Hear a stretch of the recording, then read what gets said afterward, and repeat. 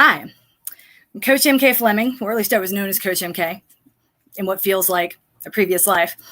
Protest mom here, delivering Denver protest news for the weekend. So I wanted to set the tone for all of this with the story. Once upon a time, when I was much younger than I am right now, I was living in a foreign country, and I got a knock on the door from a girl I didn't know very well saying, "Help, I need help." And because I've never really been able to say no to that word, I said, "What do you need help with?" She said, let me come in, please." And she shakes 2 suitcases in her hand. Why not? I bring her in, we open up the suitcases, and she says that she had a hookup to sell the contents of the suitcases, and only she found out a little too late that to sell this item would be illegal. And I'm nervous by this point because I'm like, well, what's in the suitcase? It's caviar. She had 7 pounds. And I don't know if you've ever seen caviar before, but 7 pounds of it, that is 2 suitcases full of caviar. And I looked at her and I said, well, I don't know. What do you want me to do with this? And she said, well, let's help me eat it. I said, what do you mean help you eat it? She said, I can't sell it. It's more illegal than drugs in the country where we were living. She said, you actually do more time for trying to sell this because it's a controlled market that's run by the mafia than if we were to say have heroin to sell the same amount. I was like, are you sure? You sure? 2 phone calls later, it was correct. And this was a long weekend. So we spent the next 3 days eating absolutely nothing but caviar. And there may later have been drugs involved. But that's what you do when you're young. So I tell you that because I'll never forgotten that. I ain't going to prison for 5 pounds of caviar. If I'm going to prison, it's going to be for 5 pounds of heroin. And that is a framework I still use to this day when I'm making a choice that could carry a risk attached to it. And that seems to be like the story that will provide the best backdrop for talking about this weekend. So when it comes to the protests and news, I woke up this morning not quite sure what I wanted to say or how I wanted to frame this. And then my husband decided to show me something in the Wall Street Journal, which I don't read. And it was an article about Walmart. Walmart has pulled all munition and all arms from its shelves in preparation for Election Day craziness. And I said, oh, good. Wow, that is saying something. That was what the headline said. Now, when you read the article, which I grabbed out of his hand, like in the first paragraph, I crumbed up the thread and said, why the fuck do you subscribe to this newspaper? Because you see, the reason that the Waltons are pulling it, it's not because they are thinking that the right wing's going to come in and there's going to be this mad rush on guns. It was silly for me to think that. Thinking that Walmart would attempt to be socially responsible. No, they're pulling them off the shelves because of what happened in Philadelphia and the riots that occurred in Philadelphia. Guns are not sold in that particular Walmart, which is near where my husband and I both went to graduate school. Watching Philly burn might have been really fun for a lot of you, but it was super painful for me. I have activist friends there. One of them was arrested last week. We are doing everything we can, and there's not much we can do at all. And there's a lot of layers to it. It's one thing to want to die for a cause. It's another thing when you get shot. It is one thing to say, I really want to watch a city burn. It's another thing entirely when it's a city that you love. And so for the key takeaway for anyone to be, if there's going to be a run on Walmarts, we want to make sure the looters don't get guns, the looters being Black people. That's a political stance taken by a corporation. That's a racist stance taken by a corporation that we already know is horrible. But when I think about that, I have to come into, if Walmart is expecting more riots, then this comes back to the central question everyone is asking right now. What's going to happen? What's going to happen? Mom, what do you think is going to happen? No one likes the answer that I give, but I'm going to give it here anyway. Nothing. Absolutely nothing. You're thinking like a liberal. Joe Biden isn't going to save us. It will be great to get the orangutan out of office. It really, truly will. Sorry, that's not fair to orangutans. The giant orange Cheeto. I feel like I can't eat those. It's going to be great if we are able to get him out of office, but it's not going to happen quickly, and it's not going to happen without a very long fight. He is not going to go down quietly. And that is part of the reason that so many of us are expecting unrest. If Trump wins, then all of the racists out there will be emboldened. If Trump loses, then they were going to want civil war, and they're already calling for it. And clearly, Walmart will be ready to meet that need because they only don't want to sell. They don't want black people to loot guns, but they don't care about white people buying them. And that is a pretty good allegory for where our country is at the moment. So when I say what's going to happen for most of us, either way, and if you're watching this, you probably look like me or possess more privilege than the gentleman who was shot in Washington over the weekend, or the one that we're going to have a vigil for at 5:00 at the Capitol tonight. And if that's the case, how will our life be different on Wednesday? For the most part, it won't be. Like, we feel passionately about these issues that don't impact us directly. And that's not a bad thing, but we are not children in cages. We are not separated at the border. All of the things that we are resisting against right now are not part of our lived reality and our lived experience. So what is going to change for the most part for you and me is nothing. So what's the implication of that? Do you really want to go back to the same old, same old? What that says to me is that the status quo of protesting whenever we can and yelling and screaming and pushing for change is the nothing that's going to happen. We're still going to be doing that. Doesn't matter who's in office. We right now are choosing who we want to protest against because we understand that the work is not, in fact, done. So this is a period where it's going to be really good because we've been too busy and we've been too slammed and we've had so many concerns amidst this global pandemic to sit around and luxuriate on thinking about who we are, what we believe in, and what we actually want to spend our time doing. And here's why that matters. I told y'all in June, if you've been following my Twitter account for a while, and I have exactly 1,105 new followers since June. That's how much this has skyrocketed. I was primarily a defunct business account. Like, I hate Twitter. Why do people do this on Twitter? What conversation? This is not where runners are. And then I got on here because this was the best resource for protesting news once I was out there. And if you've been following me for that long, then you know I said in June that I was done following leaders without plans. I was done walking into a situation where I knew I was going to be kettled. I was done trying to convince people who were new to resistance and new to protesting that maybe, just maybe, this old woman had an idea or two that might keep them out of prison. Because do you really want to be in prison? Like, the stakes are lower for me than it are for you. Would it hurt to listen? But it's not my place to lead. It is my place to coach, advise, and say, hey, I'm not sure this is a good idea. But I'm also a mother of 4. So at some point, I'm going to have to look my kids in the face, and they're going to say, Mommy, or if I have to look them in the face and say, Mommy's going to prison, it better be for 5 pounds of heroin sold for a very good reason that could be turned into something like Breaking Bad than 5 pounds of caviar, because I was too stupid to figure out I couldn't sell that shit before I got my hands on it. So, actions this weekend. There are a few. The first one, as I mentioned, is a vigil for a gentleman shot by the police who loved Halloween. Please dress in costume and come to the Capitol. It starts at 5. This is organized by independent organizer Iris Butler.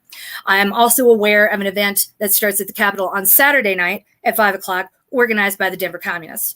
I'm not sure if I'm going to either one. As a matter of fact, I don't think I want to. And that has nothing, that's not my assessment of the event. That's my assessment of where I am right now and what I need going forward. And frankly, I am tired. I am pretty close to tapped out. And what I need to do is be here for my kids, all of my kids. Because when I think about who I am and what I do and how I want to bring my privilege to this movement and help propel it forward, it's not downtown. It's here, connecting with my protest kids, connecting with my own children, letting them see what I do and explaining to them why I do it as it happens. Being that point of contact for so many protesters who have no other point of contact, assuring them that I'm here, that I care, and no matter where they take you, I will find you. There's nowhere they can take you where I can't find you, and rest assured I will. So this doesn't mean I don't support these events. It means that instead of choosing the events, I'm choosing you. I'm also choosing policy, meaning I really want to defund the police. I'm in this now and there's no going back. So when I think about where I can be most effective, It's not in block next to people.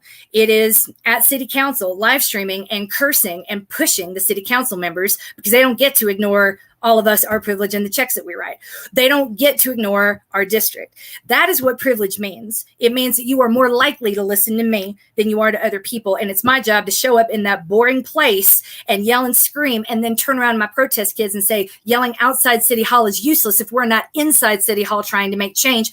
I will be there yelling, but when I say it's time, I need y'all to run inside. So I'm begging you during this period, if you're really serious about defunding the police, the budget that literally funds the police is up for grabs at the moment. That was a really big deal last week when we got them to revisit and decline the Allied security budget. Now a whole lot of other things are going to be in play. I'm going to detail what those things are on Monday and beg you to show up on Monday night. Because the one thing you can do without having to worry about drama or people or feelings or the effectiveness of any given event, I promise you that they watch me. You saw Chris Hines was commenting on my stream while I was talking and cursing at him. Like he was watching and listening to me curse at him, not at his Zoom meeting, and responding in kind. That's power, you guys. Come to City Hall. Come to the city and county building on Bannock Street. Show up and tell them what you want. Tell them to stop killing Black people, to take care of the unhoused, and to move some of that DPD budget where it needs to be. I don't know that any of the actions this weekend are going to move that ball forward, which is why I'm going to stay here and support you attending these events so that I can be there on Monday. Because if I'm not there, I don't know that anybody else will be. So to that end, if you got energy and you don't know where to put it, I got ideas.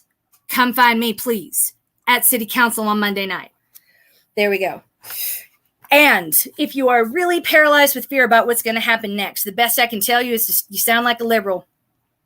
That's not a good thing. You're not winning at life. Don't do that. What's going to happen next is the exact same thing that's happening right now with less clarity, or rather with fewer questions about who's going to win the election. When we take that out, the plan and the path forward will be very, very clear.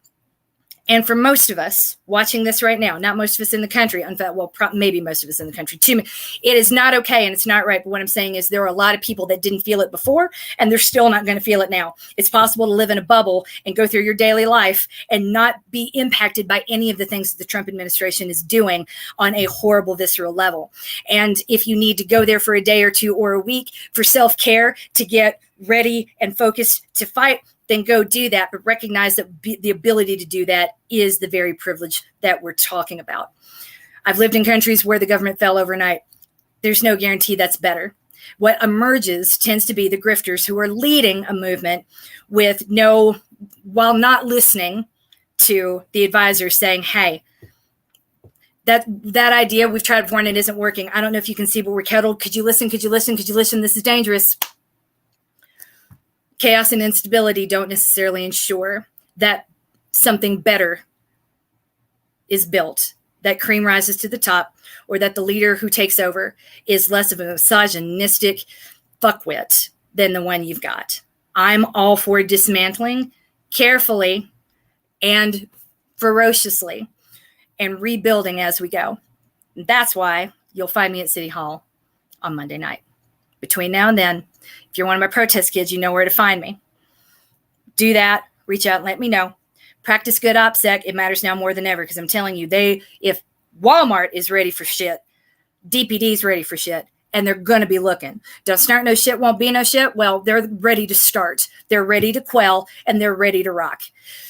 With that in mind, balaclava, even if it's not cold enough in your mind for a balaclava, wear a fucking balaclava. Cover your face, cover the side of your face, cover your neck, cover the distance between your ears so that algorithms can't match the distance between your eyes and your nose, between your eyes and your mouth, or your ears and your mouth. That's how the algorithm works. If you want to be out, either learn how to do block or learn how that algorithm works and make your decisions based off of that. Because if you're going to go to prison for a pound of caviar or a pound of heroin, which one? I say if I'm going to go out with a bang and a better story than I just didn't know I couldn't sell this fish.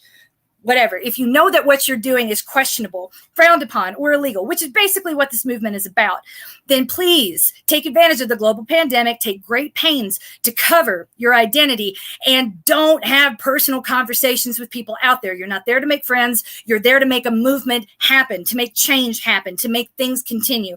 Friends can happen later, but when you're out there, every time you talk about yourself, reveal personal information, or talk about someone else, or even address someone by their name, you are putting them at risk. That's bad OPSEC. Please don't do it.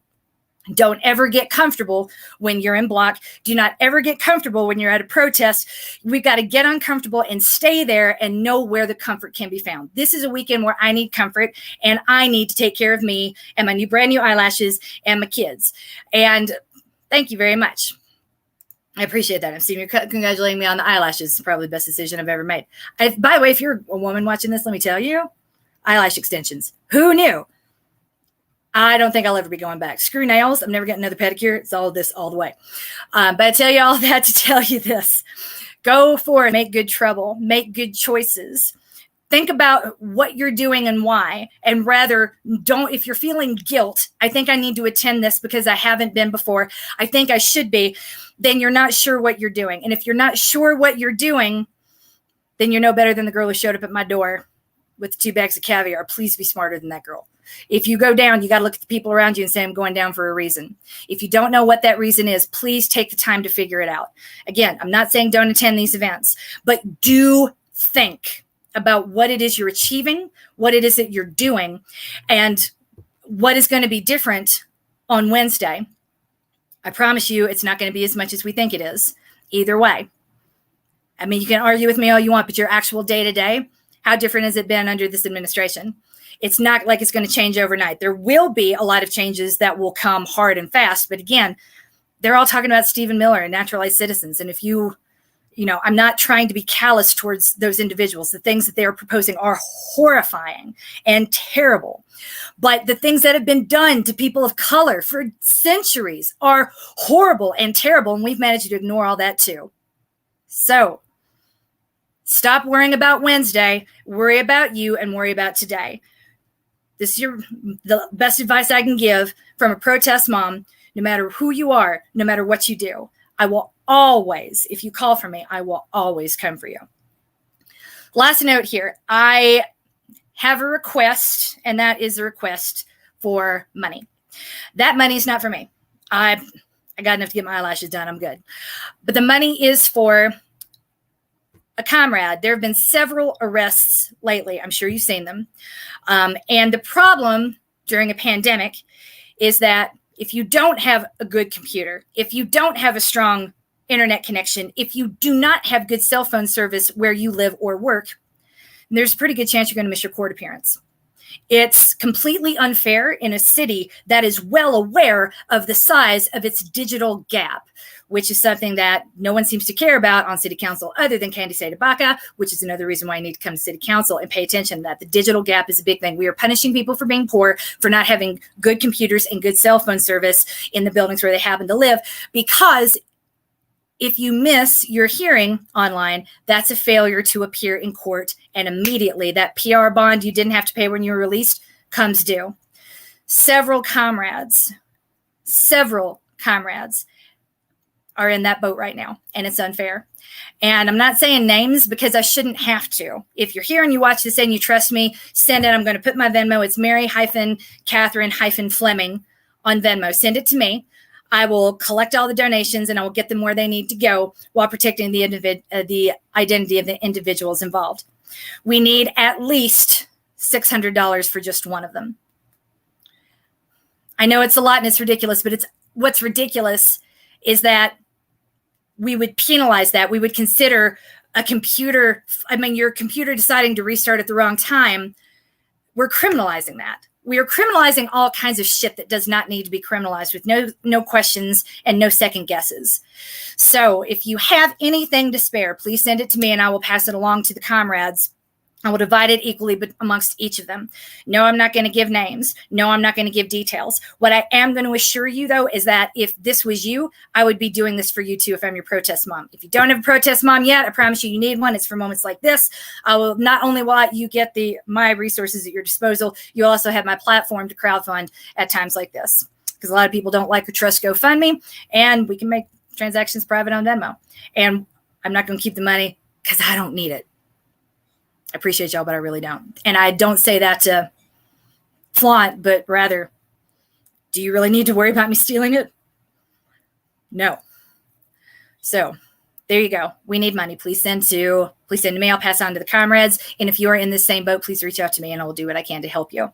My protest kids with whom I have an established relationship, they get priority first. So if we have not established that relationship, reach out to me in the DMs and we'll get set up on Signal. And then I'll teach you how this goes as we go along. But having a protest mom is just knowing that someone's going to tell you that you're safe and that you're loved and that I've got your back no matter what. It's that unconditional love that so many of us never got from our families, and the support, the social contract that the government has failed to keep. I want to bring that back. I want to make it sexy again. And I want to teach everybody what mutual aid looks like. And it starts right here. And it looks like this. So with all that said, make good trouble, make good choices, get a protest mom, send money to our comrades. Let's tear this town up this weekend, or rest this weekend, and get ready for whatever's going to happen next. It might be everything. It might be nothing. Either way, I want to show up rested. Have a good one.